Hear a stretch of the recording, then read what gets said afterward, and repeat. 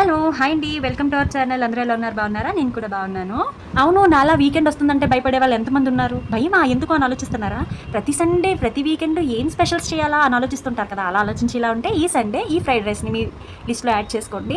ఏ restaurant నుంచి తెచ్చావు, మళ్ళీ ఒకసారి చేయవా అనే కాంప్లిమెంట్స్ ఖచ్చితంగా వింటారు. సో అలాంటి ఈజీ అండ్ సింపుల్ అయిన చికెన్ ఫ్రైడ్ రైస్ని ఎలా చేయాలో నేను చూపిస్తాను, వచ్చేసేయండి. ముందుగా 1 గ్లాస్ బాస్మతి రైస్ని 2 టైమ్స్ వాష్ చేసుకుని వాటర్ వేసుకొని ఒక హాఫ్ అన్ అవర్ ముందు నానపెట్టేసుకోండి. అలాగే చికెన్ని కూడా బ్రెస్ట్ పీస్ తీసుకోండి, చిన్న చిన్న ముక్కలుగా కట్ చేసుకొని అందులోనే మనము ఒక 2 స్పూన్స్ కార్న్ఫ్లవర్, నెక్స్ట్ ఒక spoon chilli powder, garam masala, salt, అల్లం వెల్లుల్లి పేస్ట్, ఎగ్ వైట్ మాత్రమే వేసుకోండి. ఎగ్ వైట్ వేసుకొని కలపడం వల్ల మనకి పీస్ అనేది క్రిస్పీగాను ఉంటుంది, మెత్తగాను ఉంటుంది. చూడండి, మనం ఫ్రై చేస్తే గట్టిగా వచ్చి తినడానికి కష్టంగా ఉండదా? అలా ఉండకుండా కొంచెం జ్యూసీగా ఉండడానికి అవకాశం ఉంటుంది అనమాట. ఏంటి ఎంత స్టైల్, చేత్తో కలపచ్చు కదా అని అనుకోకండి. ఫోర్క్తో కలపడం వల్ల వాటికి ఉన్న షార్ప్ ఎడ్జెస్ వల్ల మనం గుచ్చుతా ఉంటాం కదా, సో మనకి చికెన్లోకి మనం వేసిన స్పైసెస్ అన్ని ఈజీగా అబ్జర్వ్ చేయడానికి అవుతుంది. సో నేను ఫోర్క్ యూస్ చేసి కలిపేసి పక్కన పెట్టేసుకొని ఇప్పుడు మన దగ్గర వెజ్జెస్ ఏ ఉంటే అవి carrot, capsicum, cabbage, next beans అన్నీ కూడా కట్ చేసుకొని 2 చిల్లీస్ కూడా కట్ చేసుకోండి. అలాగే కొత్తిమీర, కరివేపాకు, ఒక 4 to 5 గార్లిక్, అలాగే ఒక ఇంచ్ అల్లం కూడా చిన్న చిన్న ముక్కలుగా కట్ చేసుకొని పక్కన పెట్టేసుకోండి. ఈసారి ఇప్పుడు స్టవ్ వెలిగించేసుకొని ముందుగా కడుగు పెట్టుకున్న రైస్ ఉంది కదా, మనం 1 గ్లాస్ రైస్కి 6 గ్లాసెస్ వాటర్ వేసేసుకొని బాగా బాయిల్ చేసుకోండి. అందులోనే 1 స్పూన్ సాల్ట్, హాఫ్ స్పూన్ జీలకర్ర, ఒక 2 స్పూన్స్ ఆయిల్ వేసుకొని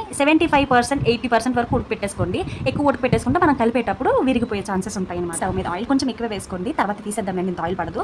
సో మనం చికెన్ ఫ్రై చేయడానికి ఆయిల్ బాగా హీట్ చేసేసి అప్పుడు మీడియం ఫ్లేమ్లో పెట్టి విడివిడిగా చికెన్ అనేది వేసేసి ఒక 10 minutes కంప్లీట్గా వదిలేసేయండి, కలపద్దు. 10 minutes తర్వాత మనం కలిపితే ఈజీగా తిరుగుతాయి. నెక్స్ట్ గరిటకి పెన్నంకి కూడా అంటుకోకుండా చక్కగా వచ్చేస్తాయి. ఇప్పుడు అలా వేగిన చికెన్ రెండో వైపు కూడా తిప్పేసుకొని చక్కగా వేయించేసుకోండి. దించేస్తాము అనగా 1 నిమిషం హైలో పెట్టి మంచి కలర్ వచ్చేదాకా ఉంచేసి తీసేసి అందులో సగం ఆయిల్ తీసేసి ముందుగా 2 గుడ్లు చెతకొట్టుకొని బాగా బీట్ చేసుకున్న ఆయిల్ని వేడిగా ఉన్న ఆయిల్లో వేసేస్తే కనుక మనకి చూడండి ఎంత బాగా పొంగుతుందో ఎగ్ అనేది. హై ఫ్లేమ్లోనే వేయించుకోండి, మరి చిన్న చిన్న ముక్కలుగా వేడికొట్టేసుకోకండి. పెద్ద పెద్దగా ఉంటుంటేనే మనకి తినేటప్పుడు బాగుంటుంది అనమాట. సో అలా ఎగ్ కూడా వేగిన తర్వాత మధ్యలో గ్యాప్ చేసుకొని కరివేపాకు, కొత్తిమీర, అల్లం వెల్లుల్లి పీసెస్ చేసుకున్నాం కదా, అవన్నీ బాగా వేయింతలాగా గుర్తుపెట్టుకుని హై ఫ్లేమ్లో మాత్రమే ఈ ప్రాసెస్ అంతా జరగాలి. సో అవి అల్లం వెల్లుల్లి కూడా బాగా వేగిన తర్వాత క్యారెట్, బీన్స్, క్యాబేజ్, క్యాప్సికమ్ మీరు ఏ వెజ్జెస్ వేస్తే ఆ వెజ్జెస్ అన్ని ఇప్పుడే వేసేసుకొని బాగా హై ఫ్లేమ్లో 1 నిమిషం సార్ట్అవుట్ చేసేసుకొని సాల్ట్ వేసుకోండి. మనం ఫ్రైడ్ రైస్లో ఎప్పుడు కారం అనేది వాడకూడదు. మనకి స్పైస్ ఎలా రావాలంటే మిరియాల పొడి వల్లే వస్తుందన్నమాట.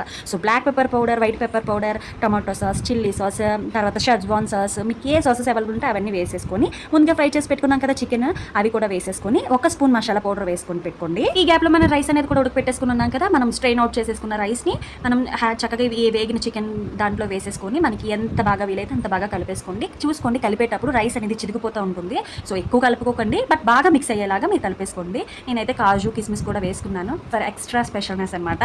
సో లాస్ట్లో మనం ఏం చేస్తామంటే మీకు సాల్ట్ కానీ లేదా స్పైస్ కానీ తక్కువ అనిపిస్తే ఈ స్టేజ్లో సాల్ట్, తర్వాత మిరియాల పౌడర్ కూడా వేసుకొని అడ్జస్ట్ చేసుకోండి స్పైస్. లాస్ట్లో కొత్తిమీర వేసుకొని సర్వ్ చేసుకుంటే ఉంటుంది తప్ప మీరు నన్ను ఖచ్చితంగా తిట్టుకుంటారు ఒక విషయంలో. ఇలాంటివన్నీ మీరు ఇంట్లోనే చేసి పెట్టారనుకో, మీరు రెస్టారెంట్కి వెళ్దామన్నా మీ హస్బెండ్ కానీ మీ ఫ్యామిలీ కానీ మిమ్మల్ని తీసుకెళ్లరు, ఇంట్లోనే మిమ్మల్ని చేయమంటారు. మీ అందరికీ నచ్చిందా? మీరు కూడా ఖచ్చితంగా ట్రై చేసి నాతో షేర్ చేసుకోవడం మర్చిపోవద్దు. Please like, share, subscribe our channel. Bye bye.